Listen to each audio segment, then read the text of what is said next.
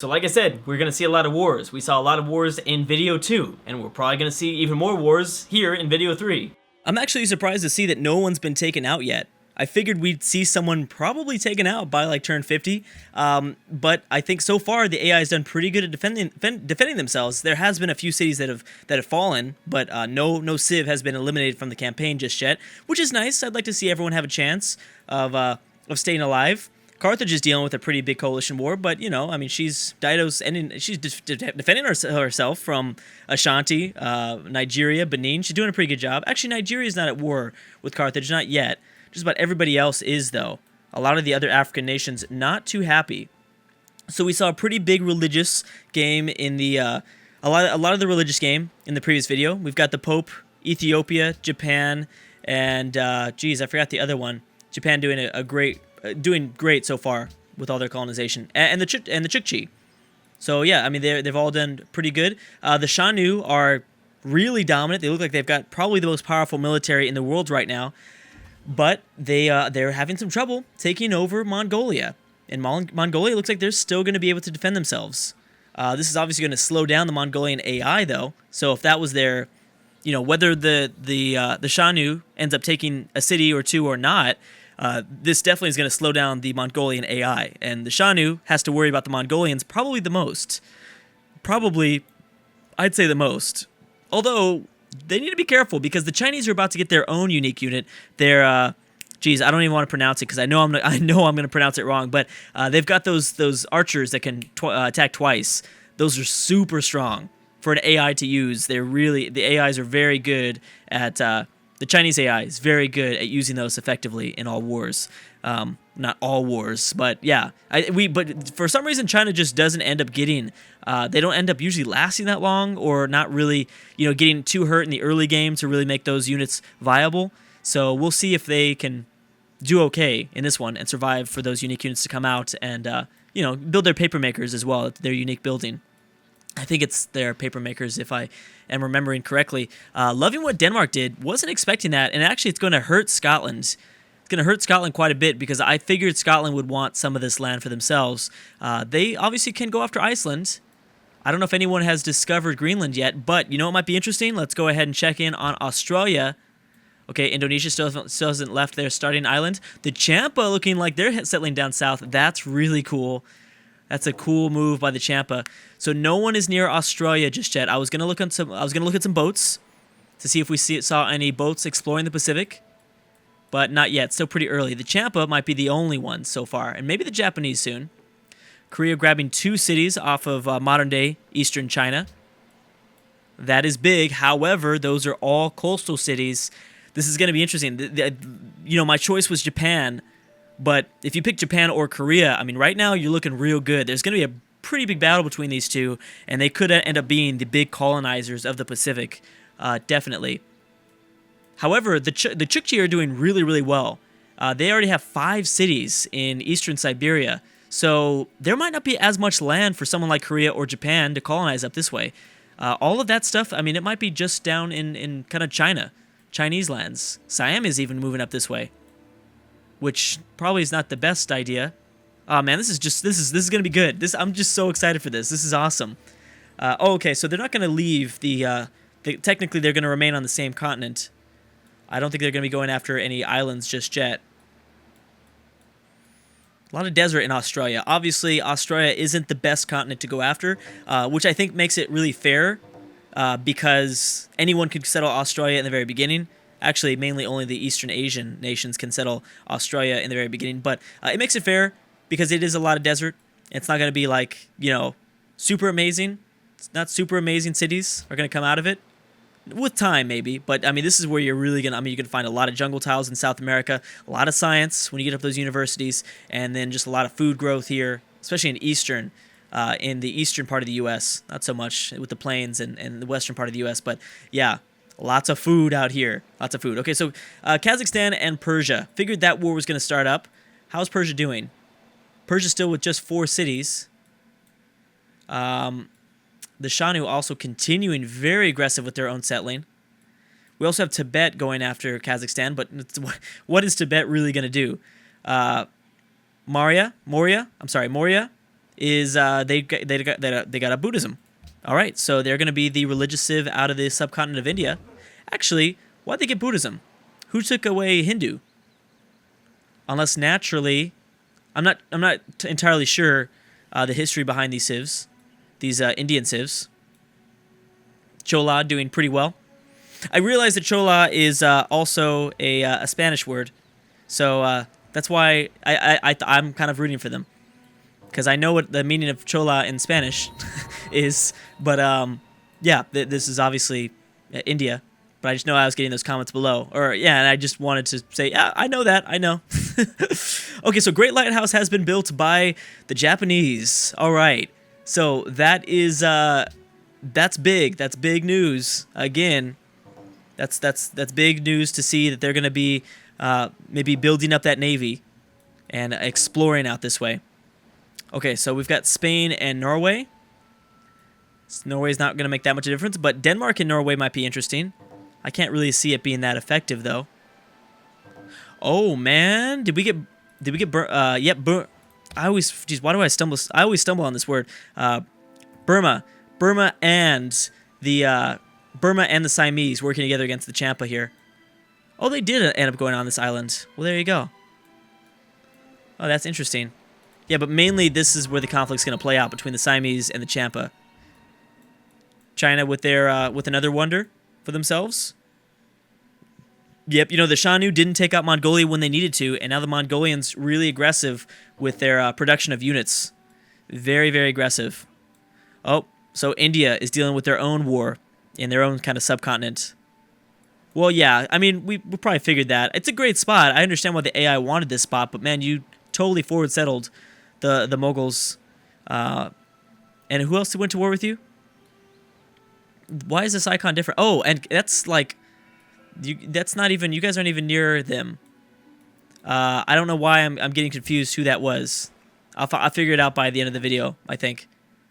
But that's not somebody from the subcontinent of India. France with 3 cities. France already with 3 cities. Holy crap. Oh, that was the Shanu, wasn't it? I believe it was the Shanu. So yeah, the Shanu are not going to do anything there, but they're going to be going to war with a lot of different nations since they have this massive military force. Another religion. So this is our 6th religion. We've got the Champa. So still nothing out of Europe just yet, right? Off the top of my head, nothing out of Europe. I mean, there's going to be a lot of regions with a lot of different cities. Like the Middle East is going to be big for spreading religion. A lot of consolidated cities all nearby. Ooh, I'm thinking the Huns are going to gear up for war very soon. I think so. Look at Finland with their army as well. Finland with a pretty powerful army here. Denmark and Norway, nothing happening there. Zulu have decided to join in on the coalition against Carthage. But the Vandals not really doing anything against Carthage. Again, really kind of surprised that no one's been eliminated just yet. And that's good. That gives everybody a chance. I like it. But there are a lot of cities already just all over the place. And there's a lot of civs already with huge armies. Pretty massive armies. Boer have still not settled. And the Zulu haven't either. Okay. So this, I believe, is the... You know what, is it? I'm guessing that's the Chukchi. Again, the icons, I'm still learning the icons. But I think that's the Chukchi. So we got Korea and the Chukchi going after China. And Korea has units, but so does China. I mean, I'm surprised that Korea's got 5 cities. This could be big for Korea if they end up being successful in this war. So the Goths, oh, okay, so the Goths have found Sikhism. And is that the final religion that can be founded? Yep, that is it. So the final religions will be Moria, the Papal States, Ethiopia, the Champa, the Chukchi, the Japanese Empire, and the Gothic Empire. So this is it. You can all kind of use. If you guys are watching this campaign at home, I would start all of these civs right here because they all have a religion, and religion ends up doing, I think, depending on their beliefs. And we're not going to go over the beliefs now, but maybe later, maybe in the next video, they all have an opportunity of being pretty powerful. Like, even, like, remember in the previous campaign, Tibet, they founded a religion. They only had, like, 1 or 2 cities. But because they had such a huge religion, they were always, like, on the top of the leaderboards. They were always doing well in certain categories. So Those founding religions are pretty big, especially when there's 60 civs in this game. It's huge. Okay, so the Arabians have founded the Petra, Harun al-Rashid. That as well is pretty big, since he's going to have access to a lot of desert. A ton of desert, yeah. So that's and a lot of desert hills. So Arabia might be doing really, really well if they can survive with that wonder for long enough. Because the Middle East, I think, is going to break out into a massive war very soon. Ooh, really? Bunch of Kazakhstan. Why all these wars for... So the Huns going after Kazakhstan instead of Russia. That might be a mistake. Remember, the Huns only have a good era or two with this dominant force over everybody because they've got all these powerful, unique units. Because they're choosing to attack Kazakhstan instead of Russia, Russia might be allowed to live for a little bit longer. That's to say, I mean, maybe... Finland, who knows what Finland and Lithuania are going to do, but usually the Huns are the ones that are like they are the Achilles heel, almost. In these battles, the Huns are like the Achilles heel of Russia in almost all these campaigns. Babylon also joining in, but Babylon's too far away to make a big difference. I believe Persia is still at war with Kazakhstan.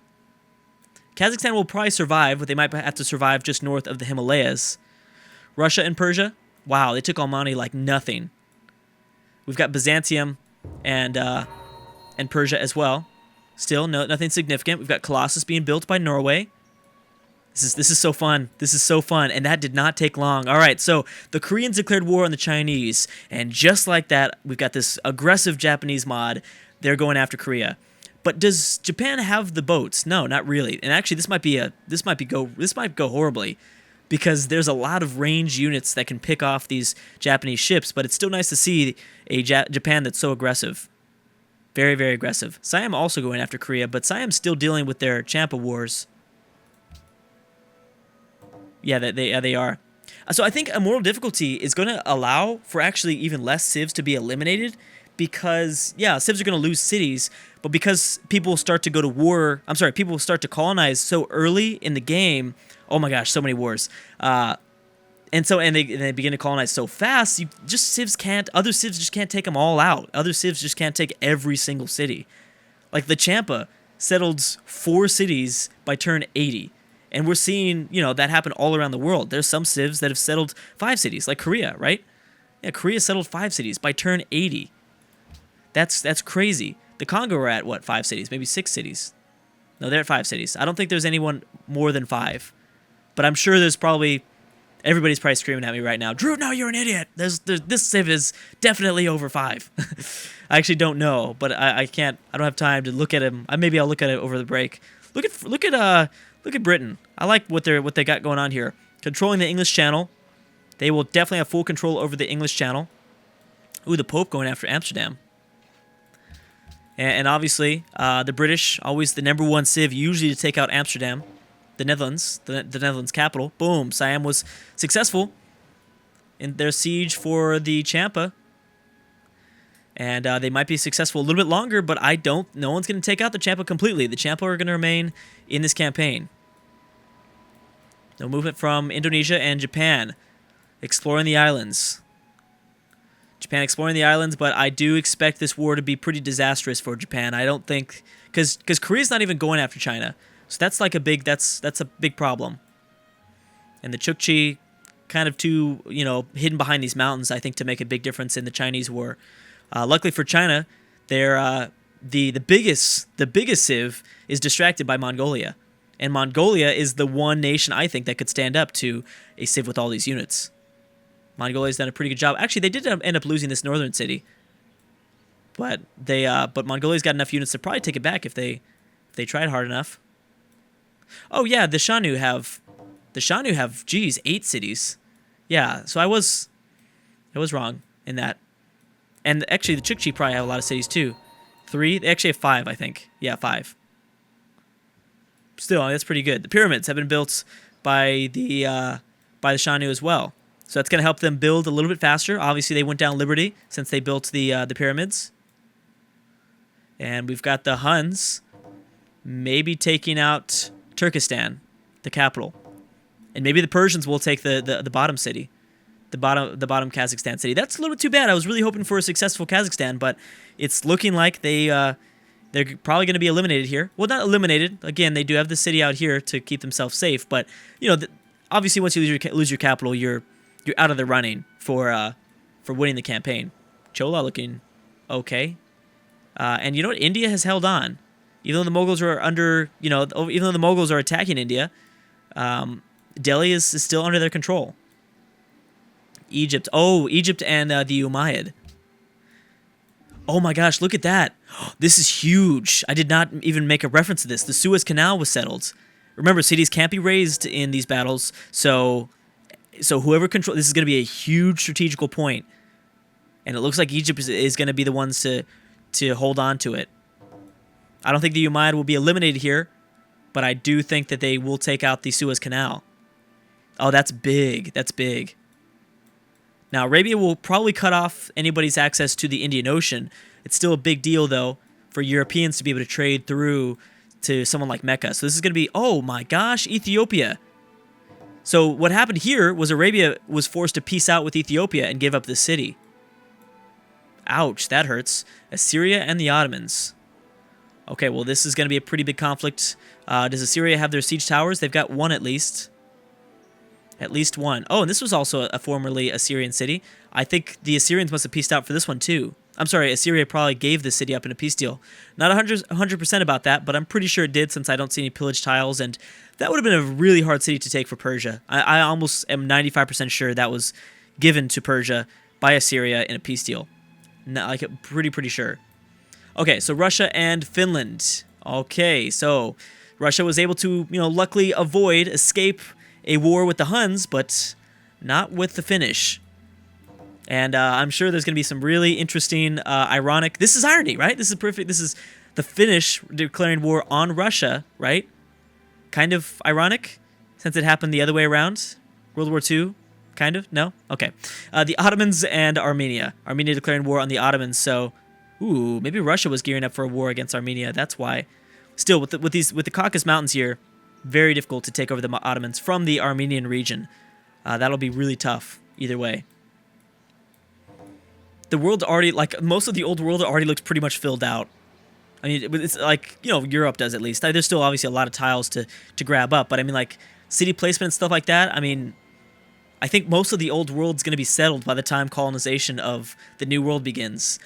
That's huge. That is huge. And the Congo also took an Ethiopian city. Wasn't expecting that. Oh, it was this city, so actually, that's not super surprising. If they took over, like, one of these cities behind the mountains, that's big. But Ethiopia will stay, I think, in the Horn of Africa for the remainder of this game, I think, for the most part. Pretty sure about that. The Papal State grabbing Amsterdam is very big. Who is this? Khan, and I think that is... Oh, I think that's Kazakhstan. I knew it wasn't Genghis Khan. Harun al-Rashid has been... Oh, yep, Egypt captured the Suez Canal. Again, like I said, that's big. And Kazakhstan lost its capital. And Chukchi took a city from the Chinese. Holy crap. And we've got Songhai losing a city to Morocco. All right, so now things are going to get really interesting. We're not even on turn 100 yet, and all this stuff is happening. Like, that is scary. That is scary. Anyways, guys, I'm going to stop right there. Thank you so much for watching, and I will see you guys next time.